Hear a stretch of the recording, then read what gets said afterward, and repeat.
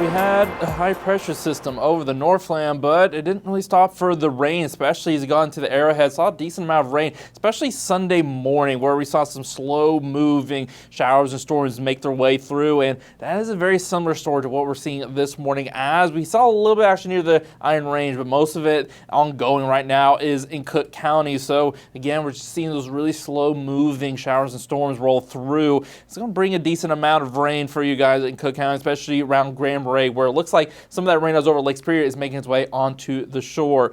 But as we get through the day, we'll continue to see mostly sunshine for a lot of us, and as a lot of those temperatures get up into the 70s and low 80s for those highs, and we continue to see those warm temperatures even into our Tuesday, where we'll start to see some cooler temperatures, especially with some of the rain we're going to see, but you can still see some getting into the upper 70s there. That'll be possible for our Tuesday. Now, when it comes to the rain, it won't be the end this morning. We're going to see a bit of a calm down period, but we probably see some more isolated storms and showers as we get into the afternoon. You can kind of see it on this model. It just shows a few little spots. Might be a little bit more robust than what this model is showing. But as we get into Tuesday, the rainfall is definitely going to be more robust, as we're going to have a cold front make its way in. And ahead of that cold front, we're going to see some showers and storms make their way through. They're going to be pretty scattered in nature, but we're going to see a good amount of rain overall. In fact, look at the rainfall totals going through Wednesday. And this is Tuesday and Wednesday where we expect some of the heavier rain to come. We can see up to half an inch on average overall, but we can see some spots probably get up to an inch or maybe a bit more, where we see multiple storms and showers make their way through in the coming days.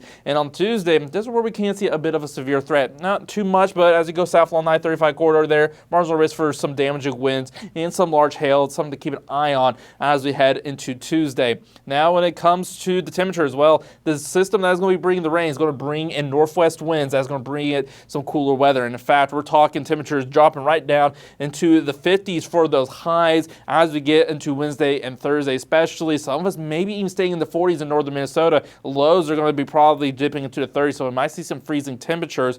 And when it comes to the rainfall, well, it's not just going to be rain, because we're going to continue to see some showers as we go through the wake past Wednesday. But look at this. Maybe a little bit of snow action in northern Minnesota might be possible. Again, this is probably going to be not even a dust, and probably a dow's going to stick, but we can see some snowflakes. So if you're up here and you're up, especially in the early morning hours on Thursday, maybe just keep an eye on some snowflakes starting to come down. And now we're going to be talking about this past summer, because we're at the official start of fall, at least when it comes to meteorology and the weather.